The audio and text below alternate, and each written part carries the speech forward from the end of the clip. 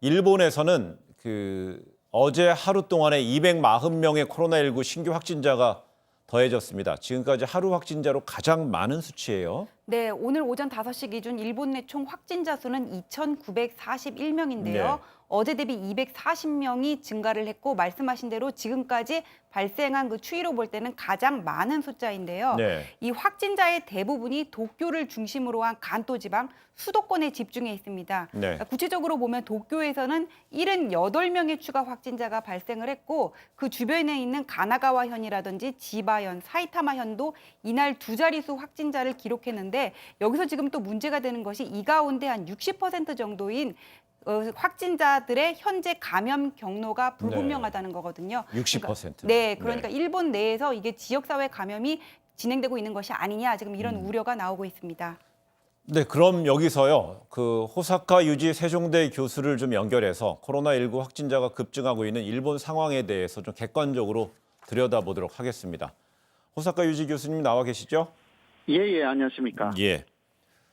일본 보건당국이 폐렴으로 사망한 사람에 대해서 유전자 검사, 즉 PCR을 제대로 하지 않고 있기 때문에 이 숨겨진 코로나19 감염자가 좀 더 많을 것이라는 의혹이 끊임없이 제기되고 있습니다. 네. 어떻게 보고 계십니까? 예, 거기에 대해서는 지난 28일에 예. 아베 총리에 대해서 기자회견이 있어가지고요. 네. 그때 어떤 기자가 직접적으로 그 부분을 물었습니다. 예. 네, 거기에 대해서 아베 총리는 폐렴으로 사망한 사람에 대해서는 특히 간질성 폐렴 환자였을 경우는 대부분 검사를 하는데 아닌 폐렴 환자에 대해서는 검사를 하지 않는다라는 말을 해서 상당히 좀 논란이 일었습니다. 예. 이유는 간질성 폐렴이 아니더라도 다른 세균성 폐렴이라든가 많이 있는데요. 네. 폐렴의 경우는 모두 바이러스성을 의심해야 되는 상황이 사실이기 때문에 어떤 폐렴이니까 이것은 안 한다. 이렇게 현재 하고 있다는 것 자체가 말이 안 된다고 합니다. 예. 그래서 아베 총리의 입을 통해서 사실상 검사를 하지 않고 있다라는 거, 그리고 폐렴으로 사망한 사람들에 대한 공포심이 지금 일본에 특히 장례식을 하는 업체에서 굉장히 많이 퍼지고 있습니다. 예. 왜냐하면 죽은 사람이 폐렴으로 죽었을 때 코로나19 경우는 시체를 통해서 감염이 된다라는 이야기가 있기 때문에 지금 장례식을 할 수가 있는지 그런 부분에서도 상당한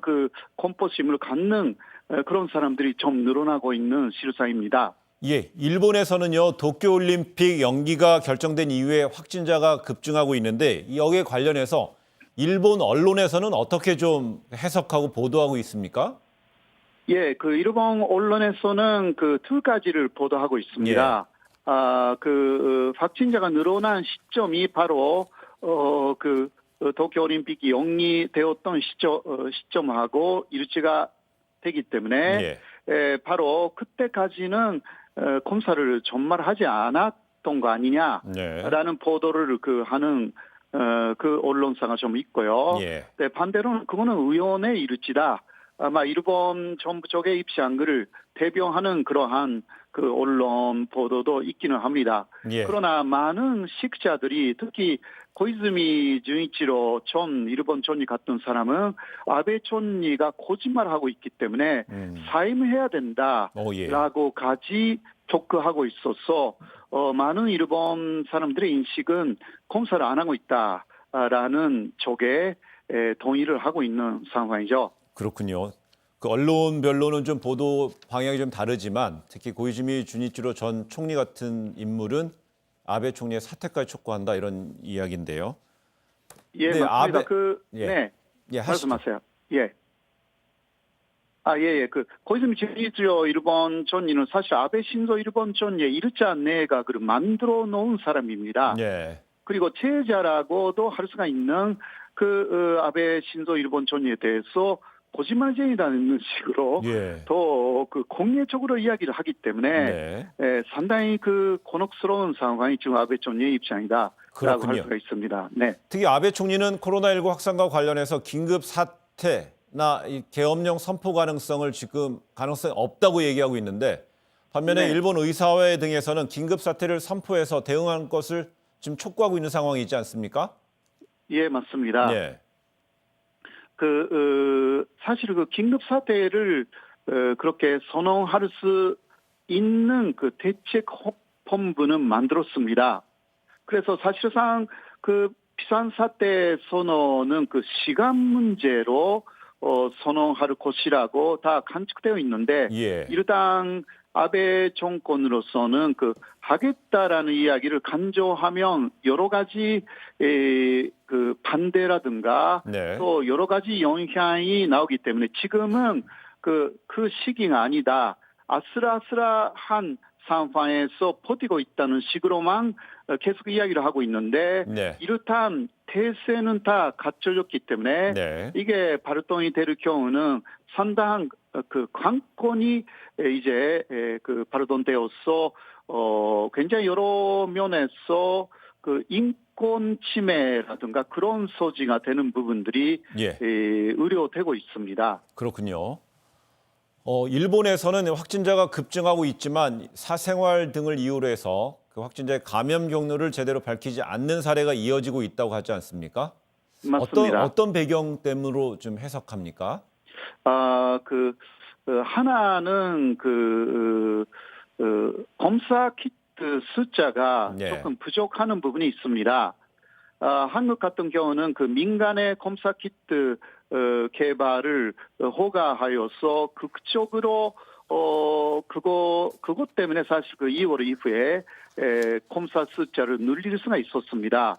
그러나 일본도 그 민간 업체에 맡기면 그 아주 간단하게 할 수가 있는 그런 그 기술력은 있습니다. 그러나 그것을 안 합니다. 이유는 그 후생 노동성이 자신들의 선배들이 낙하산 인사로 그러한 업체만 선정하여서 예.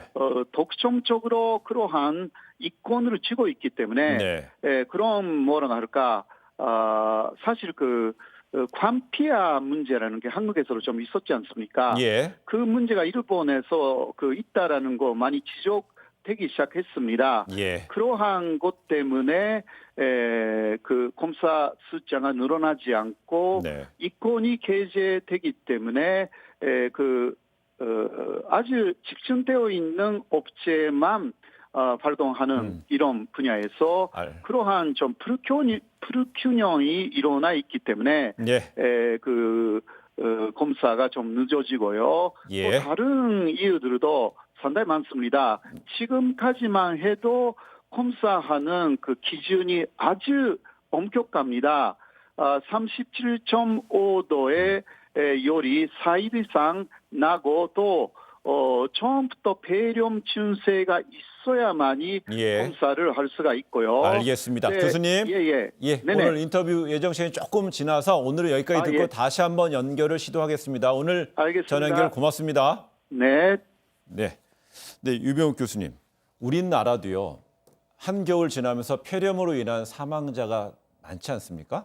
근데 일본에서 지금처럼 폐렴에 사망한 사람에 대해서 PCR 검사를 안 하면은요.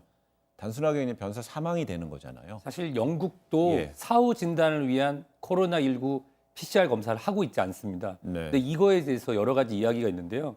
이것은 우리가 코로나19를 잘 모르고 있기 때문에 2019년, 2020년에 정확한 데이터를 다 가져야지만 예. 다음에 올 수 있는 걸 예방할 수 있거든요. 근데 만약에 폐렴에 걸리지 않으면 검사를 하지 않는다라고 하는 것은 실질적으로 병에 대한 정확한 역학적 데이터를 갖지 않아서 다음에 찾아올 수 있는 것에 대한 대책을 세우기 어려운 그런 판단이라고 생각됩니다. 알겠습니다.